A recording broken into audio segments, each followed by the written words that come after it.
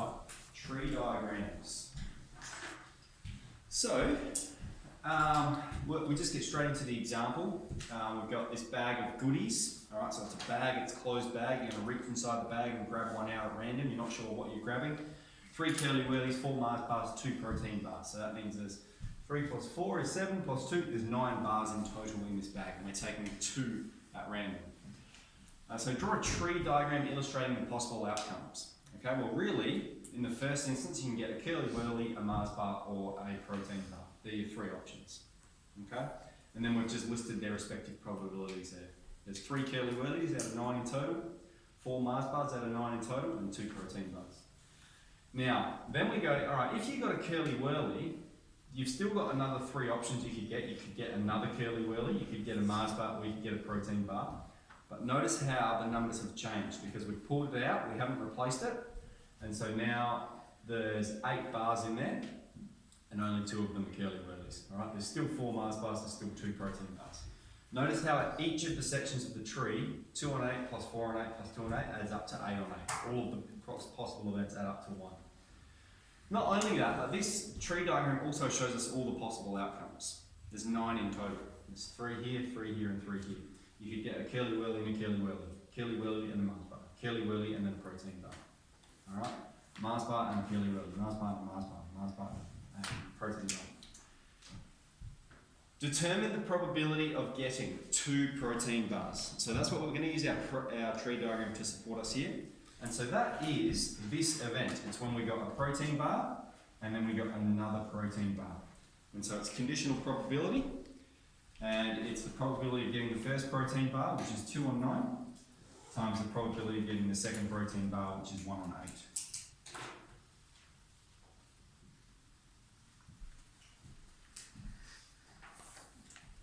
Okay.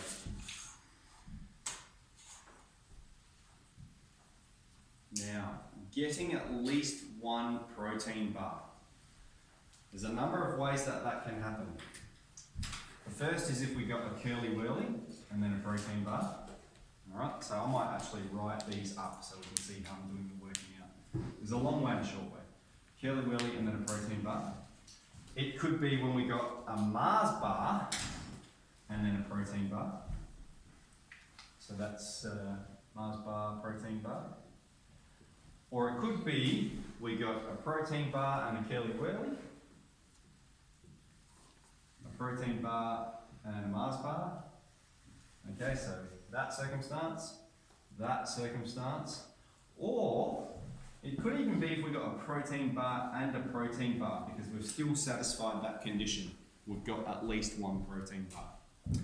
So these are the outcomes we've got. And what we can do is just work them out separately and add them together. I think this is the most sort of intuitive way for us to think about it.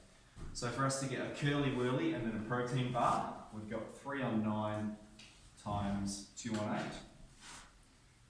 So 6 on 72. For a Mars bar and a protein bar, we've got 4 on 9 times 3 on 8. Sorry, that's a 2 on 8. 8 on 72. For a protein bar and then a curly whirly, 2 on 9 times 3 on 8. Protein bar and a Mars bar. And protein bar and protein bar. Now here we'll have 6 on 72, 8 on 72, 4 on 72. And then what we want to do is add up all those probabilities together because it's this event, plus this event, plus this event, plus this event, plus this event. You're frowning, Eliza? Yeah, yes, sir. It's all good? Yep, so we'll just add these, and we're just adding the top numbers up together. So we get 12, 20, 28, 32 out of 72. What can we divide both of those by? So that last one, is that 1 on 8? Oh, yes. Yeah, that's not bad. Yes, yes. So that's 2, so that means we've got 30 on 72.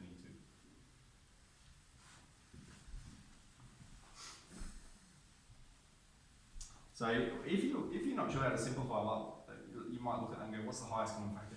A good way is just go, oh, well, we can divide both by 2. Alright, so that would be 15 on 36. And then we can divide both of those by 3, 5 on 12. There's no other common factors as 5's a prime number.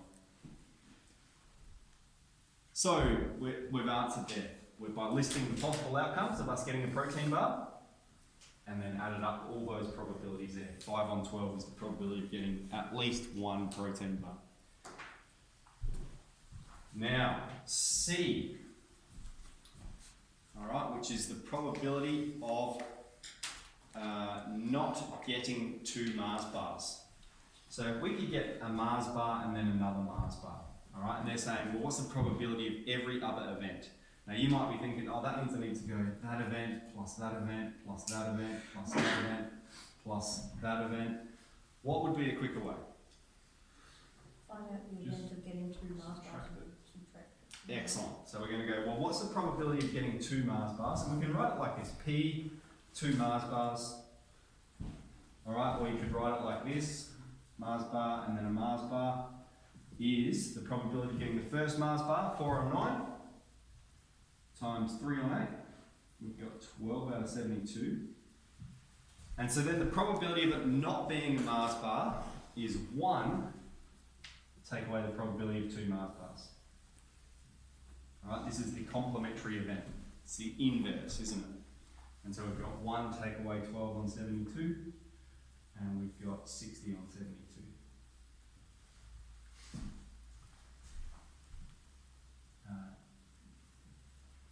30 on 36, 10 on 12, 5 on 6.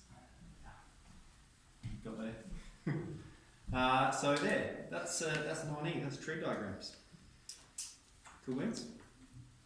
Let's get on it.